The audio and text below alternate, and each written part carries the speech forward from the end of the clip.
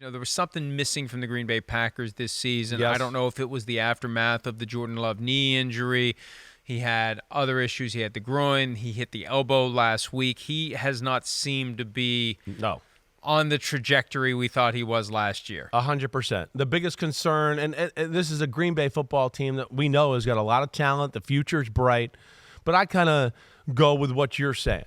He never really got going and hitting on all cylinders and got a unbelievable positive vibe going like we saw last year, Confidence. The last 5 or 6. You're right, exactly. And that is, hey, he's a young player.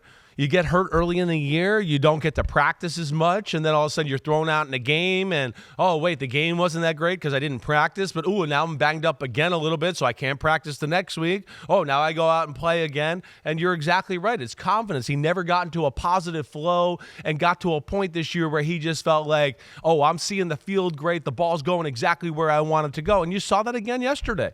Again, the fact that Green Bay's defense kept them in the football game, but the offense could never capitalize or get anything going. And we saw Jordan Love, not only the mistakes he made with the interceptions, but there's, again, a handful of throws where you go, you're too good to miss some of these throws you're missing, right?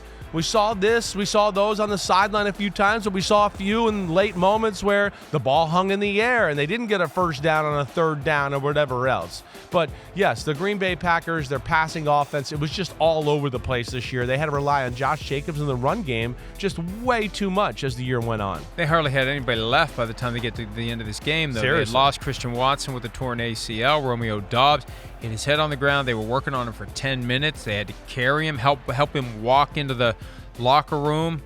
Jaden Reed got injured. It's like, hey, if they win this game, if they somehow win this game, who are they going to have next week? Exactly right. I mean, Christian bring Watson back was Don already Hudson. out. Yeah, right. Seriously, right? Number 85 McGee from Super Bowl Max I. McGee. Max McGee, bring him back. That's something that we'll hit more on Philadelphia in a second. But hey, Jordan Love playing a higher level of football, that's going to be an offseason concern, or get him going. And we got to keep him healthy and get him hitting on all cylinders next year. The other thing, Green Bay's team is got everything. The thing that I think they will have to address this offseason is wide receiver. I think it will. You can't depend on Christian Watson. He just tore his ACL, let alone he had been injured a lot through his first few years of his career. They need to get a guy that's more of a game breaker at wide receiver. It's about the only thing I look on their team that they're missing. Right, just to take a little pressure off. I don't know if they have that guy, again, that could, like a Terry McLaurin or some of the others, that could catch a slant or run by somebody and just say, see you later, it's man-to-man, I'm running by you for a big play. That would be one thing I'd look at. But, kind of a disappointing year for Green Bay. I think their potential was greater than one and done in the playoffs, and I think we're kind of hitting on it. It goes back to Jordan Love, the confidence in the pass game there a little. They got to the division round last year and had the 49ers on the ropes. On the ropes. We're outplaying and they blew out the Cowboys in the wild card round. Exactly right. That's like the Buccaneers. Teams that made it to the divisional round last year by winning 20 or more points. I can't remember the final score of that Packers game because the Cowboys scored some garbage points that made it closer. I want to say 41-20 or something like that. It was far. It felt far worse than that. But the Bucs won 32-9, and then so you have the big win in the wild card round. Underdogs, both of them were 48-32. And then you end up one and done the next year. It just feels like a punch in the gut, right? Because it felt like the Packers, who are clearly the third best team in the NFC North right now. Yeah. With the Vikings and the Lions, what they did this year, both teams swept the Packers this year. So, yeah, they're going to have some work to do. You're right, though.